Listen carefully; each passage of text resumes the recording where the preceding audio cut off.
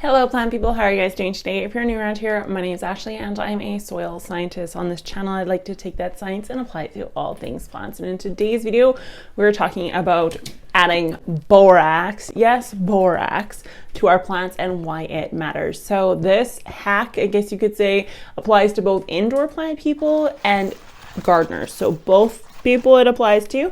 It's likely that the houseplant people have a deficiency because they're using potting soil or they're reusing potting soil, which there's nothing wrong with reusing potting soil.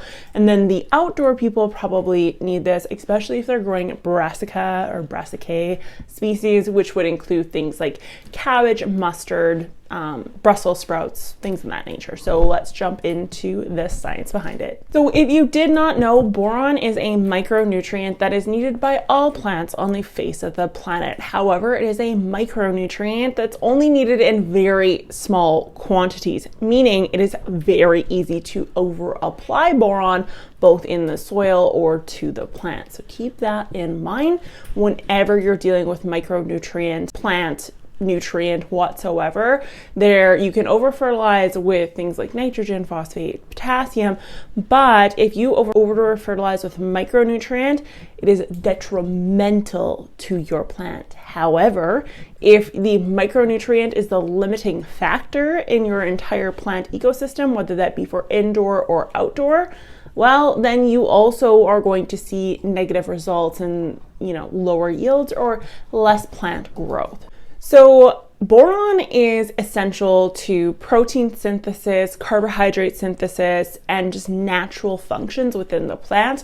And they're also important when it comes to pollen and actual vegetable or fruit formation on the plant itself. So it is a valuable nutrient, both micronutrient wise for plants, houseplants, but then it's also just equally as valuable when it comes to vegetables, non-ornamental plants. The symptoms of a boron deficiency are normally seen in the tips, on the tip of the stem, as well as in the roots. So unfortunately, for plant people, it's going to be very difficult to tell if we have misformation or stunted growth or crippled looking growth on our roots, because obviously they're in the soil or they're in leca. So what you're looking for on the top of the plant is actually this long string here. You want to make sure that the tip of the end of your stem. So this is a Samri that's gone crazy. He just sent out a huge runner with no leaves except for this one. So anyways, he's got one out here, coming out here too, but you'd be looking for malformation on this growth tip, or you would be looking for stunted growth on this growth tip. And as we can see, I got a very tiny leaf considering the size of my other leaves. So we very well may have a deficiency in this plant. Another really common boron issue is brittle leaves that crumble very easily, or tip death. And I've seen this in houseplants quite commonly. The tip of the plant seems to just die off, disintegrate, and disappear. That is a sign of a boron deficiency. So boron deficiencies are found typically in sandy soils or in soilless medium, meaning things like potting soil. So peat-based or coconut coir-based potting soils.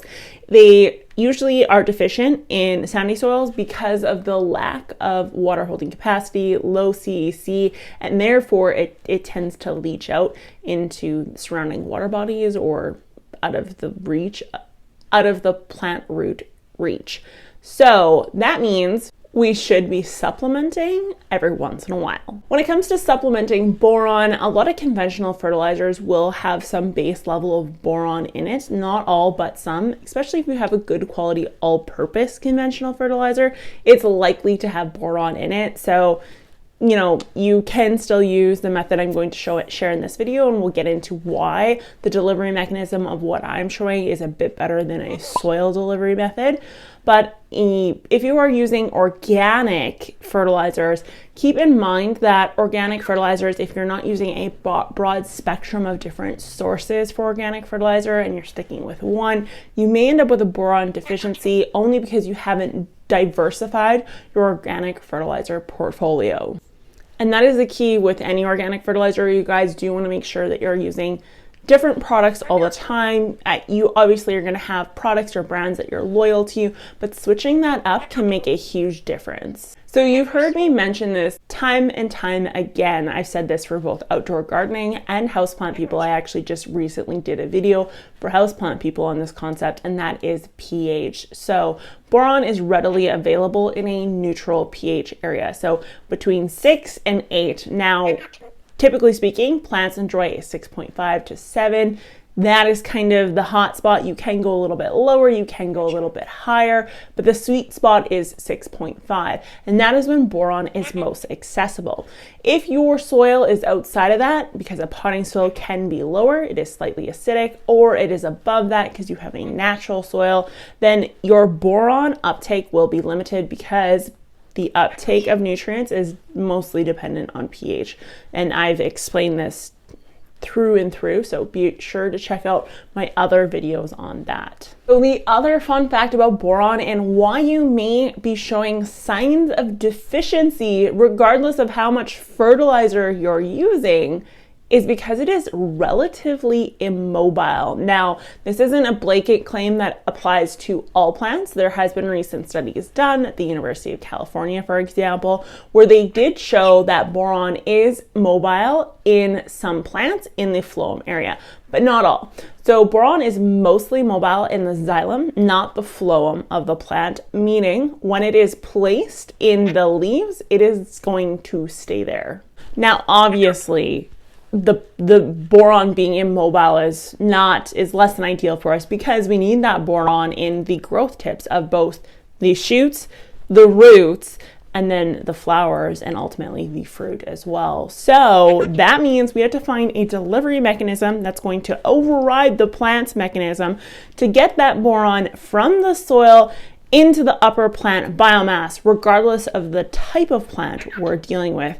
And this is where foliar feeding comes in. So I did an entire video on foliar feeding, how it works and why it works for some nutrients, but not for all. And surprise, boron is one of those very special elements that it works for. And that is because it is a relatively tiny molecule. So it's not tiny in the sense that it's one of the smallest ones on the periodic table, but it is tiny in the sense that it is able to be taken up by the leaves through transpiration, meaning we're able to deliver that boron exactly where it needs to go and completely skip the entire root process, leaving the boron that is in the soil from our fertilizers to the roots, and we don't have to fight gravity any longer. So I'm going to put the recipe for how to make a foliar spray at home using borax, for example, in this case, because borax is a sodium tetraborate, I believe it is. It's something of that nature.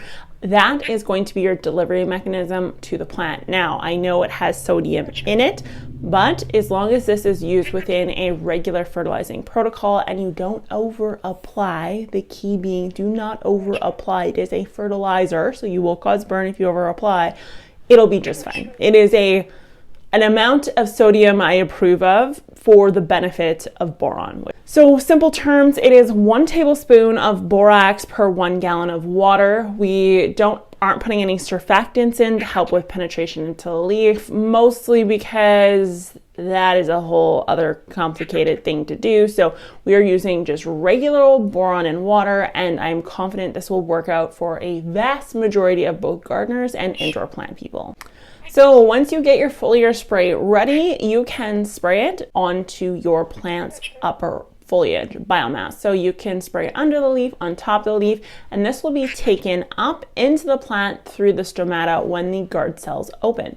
It is a small enough molecule that it won't have much of a fight getting into the plant.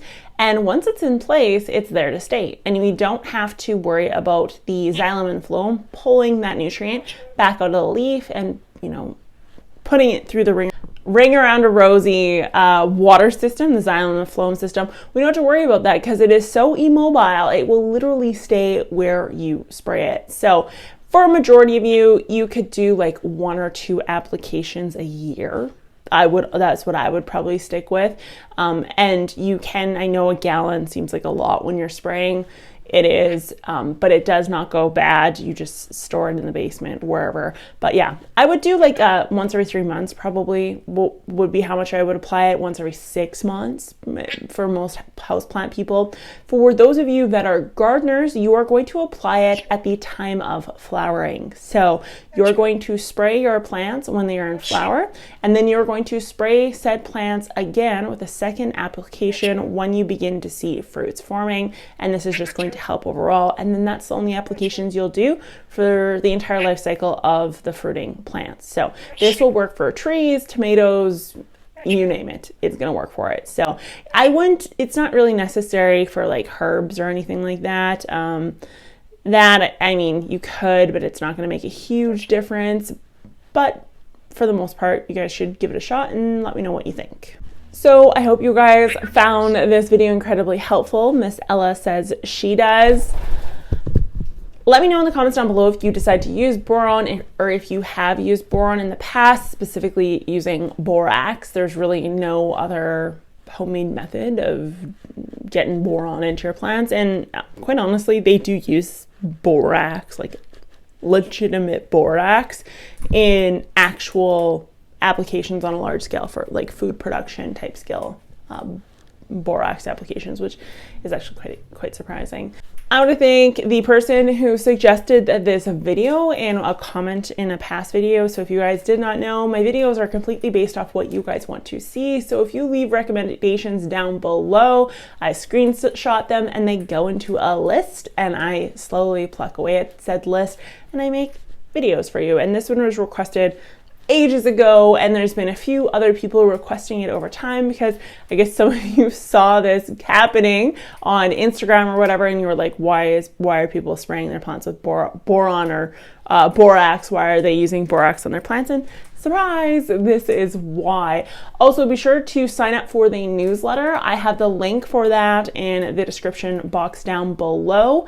The books, the planners, I should say, are ready. So there are 2 options for the planners. There's obviously the Etsy version of the planner, and on the Etsy version of the planner, I have it the same way I always have had it. It's a bit different this year, so I did add DIY home soil testing. I obviously have like your regular old planner stuff. I put some other new sheets in there. So there's that printable PDF version of the planner, but then there's also a paperback copy version of the planner, and that is over on Amazon. So obviously the printed version, like the booklet version, is a little bit more expensive than the downloadable version, but it is 100 pages of content. And also, surprise, I did a houseplant one this year for you guys as well. So the houseplant one is different than the garden one. And then when I was thinking about it, and after I had gone and like gotten the soft copies done and made and approved and like printed and stuff, I immediately thought to myself, I screwed up, because I put pest identification and nutrient deficiency identification sheets and solutions in the houseplant binder, but I didn't put them in the garden planner. And then for the soil testing stuff, I put some soil testing stuff in the houseplant booklet, but then I didn't put all of it. So a majority of the DIY home soil test stuff is in the garden one. So I seriously apologize. It completely, I just didn't even think like, oh yeah, of course the gardeners would like nutrient and pests too. So anyways, if that is something that you guys really, really, really want, please let me know. I will do my best to do another planner with all that stuff combined. I'm not sure how much work that's going to take, but I will try to get it done, I promise. And then also I have a generic 2022 garden planner book, which applies to everyone all over the world. It's not Canada specific. And then I have a Gardening in Canada one, which is specific to gardening in Canada. And then I have a Gardening in the USA one. So I have one specific to American gardeners. So I'm hoping to appease all groups. I got a ton of messages last year where people were asking, can I buy this even though I'm in the US? And the planner from last year worked just fine. There were some modifications that you had to do, but for the most part, it worked just fine. And so I have made those adjustments for you guys. And so there's a Canadian one, there's an American one, and then there is a very generic, and by generic, I mean it has all the same content. The only thing that's not in there is a planting schedule. So that's literally all you're missing. And that is because I have viewers in the UK, I've got viewers in the Philippines, I've got viewers in Australia, South America, you name it. So you guys are from all over the world, and I wanted to make sure all of you had an opportunity to enjoy that. So you have to let me know in the comments down below if you're going to grab a houseplant book or if you're going to grab a gardener planner. I would love to know. I'm excited to see the sales and see which one beats which one out, because this is the first year I've done a houseplant planner, and the vegetable planner went really, really well. I donated all the proceeds to Green Thumbs initiative, so that was really cool, an enjoyable thing to do. So I believe gardening should be accessible to anyone, anywhere, and therefore if you do not have the funds to afford the planner, either on Etsy or the paperback version, let me shoot me an email, contact me on Instagram, Facebook, you name it. You do not have to explain yourself. Been there, I've been in a position where I can't afford things and that I've desperately wanted or I think would improve my mental health or my life, and this is the time. I mean, the times are tough for a lot of people right now. So if that is you, do not shy away from messaging me asking for a free e-copy, and I will very lovingly send that to you. I only had about 3 of you last year that reached out, and I was more than happy to provide that.